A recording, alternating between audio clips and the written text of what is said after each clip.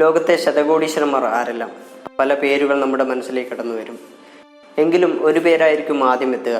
നിശ്ചയദാർഢ്യത്തിൻ്റെ ആൾരൂപം, അഭിനിവേശത്തിൻ്റെ ആൺകരുത്ത്, ഭ്രാന്തനാശയങ്ങളെ ആകാശത്തിന് മുകളിൽ എത്തിച്ച ടെക്നോക്രാറ്റ്. അല്ല, പുതിയ രൂപത്തിൽ അയാൾ ഒരു പ്ലൂട്ടോക്രാറ്റായി.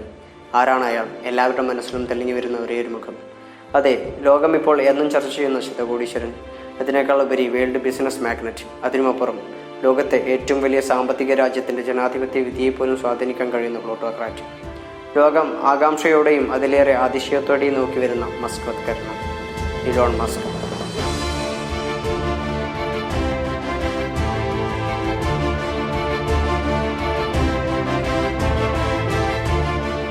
ആരാണ് ഇലോൺ മസ്ക്? എന്താണ് ഇലോൺ മസ്കിൻ്റെ ചരിത്രം?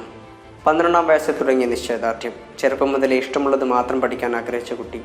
പ്രണയിച്ച പുസ്തകങ്ങളുടെ പിന്നാലെ പോയി. വായനക്കപ്പുറം അവൻ്റെ ലോകം ഗെയിം കൺസോളിൽ സമയം കളയലായിരുന്നു.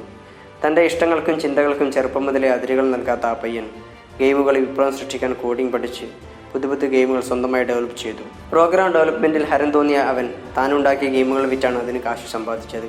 പിന്നീട് അവൻ തൻ്റെ പാഷൻ്റെ പിന്നാലെ പോയിക്കൊണ്ടേയിരുന്നു. ഭ്രാന്തന ആശയങ്ങൾക്ക് പിന്നാലെ സഞ്ചരിച്ച് അവൻ 3-ലധികം കമ്പനികൾ തുടങ്ങി. ഒന്നിൽ തൃപ്തി കിട്ടാതെ അവൻ ഭ്രാന്തമെന്ന് മറ്റുള്ളവർക്ക് തോന്നുന്ന ആശയങ്ങൾക്ക് പുറകെ പാഞ്ഞു. അങ്ങനെ അവൻ സ്പേസ് എക്സ് എന്ന കമ്പനിക്ക് ജന്മം നൽകി. മനുഷ്യനെ ഭൂമിക്കപ്പുറമുള്ള ലോകത്തേക്ക് പറത്താൻ ചിറകുകളുള്ള കമ്പനിയുടെ ജന്മം.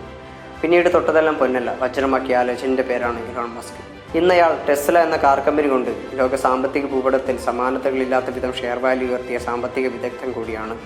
കഴിഞ്ഞ മാസം അയാൾ ലോകത്തെ ഞെട്ടിച്ചുകൊണ്ട് മറ്റൊരു വിജയം കൂടി ആഘോഷിച്ചു. അല്ലെങ്കിൽ നാസ പോലുള്ളവരെ അത്ഭുതപ്പെടുത്തിക്കൊണ്ട് ബഹിരാകാശത്തേക്ക് അയച്ച റോക്കറ്റുകൾ പുനരുപയോഗിക്കാനുള്ള സാങ്കേതിക വിദ്യ ലോകത്തിന് മുന്നിൽ അവതരിപ്പിച്ച് തൻ്റെ ലോകം കുറേ കൂടി വലുതാക്കി ലോക ജനസംഖ്യയെ ഞെട്ടിച്ചു. ഇലോൺ മസ്ക് എന്നും എപ്പോഴും ചെറുപ്പമായിരുന്നു. അയാളുടെ ചിന്തകൾ, അഭിനിവേശം, നിശ്ചയദാർഢ്യം എല്ലാം ഏവർക്കും മാതൃകയാണ്. താനെടുത്ത തീരുമാനങ്ങൾക്ക് പുറകെ പോകാൻ, തൻ്റെ പാഷനെ മുറുകെ പിടിക്കാൻ, തൻ്റെ തീരുമാനങ്ങളുടെ പുറകെ സഞ്ചരിക്കാൻ അയാൾ കാണിച്ച അസാമാന്യ വൈഭവം അല്ലെങ്കിൽ ഇച്ഛാശക്തിയെയാണ് പുതുതലമുറ മാതൃകയാക്കേണ്ടത്. ഇന്ന് ലോകം അയാൾ ഭയക്കുന്നുണ്ടെങ്കിൽ അമേരിക്ക എന്ന രാജ്യത്തിൻ്റെ ജനാധിപത്യ വിധിയെ അയാൾ സ്വാധീനിച്ച് കോടികൾ നേടിയെങ്കിൽ ഒന്നുറപ്പാണ്, അയാൾ സഞ്ചരിക്കുന്ന അയാളുടെ വഴി ശരിയാണ്. ആ വ്യത്യസ്ത വഴികളിലൂടെ സഞ്ചരിക്കേണ്ട ആത്മവിശ്വാസമാണ് പുതുതലമുറക്ക് അയാൾ നൽകുന്ന ഏറ്റവും വലിയ ഇൻസ്പിറേഷൻ. അതെ, one and only legend Elon Musk inspire the world.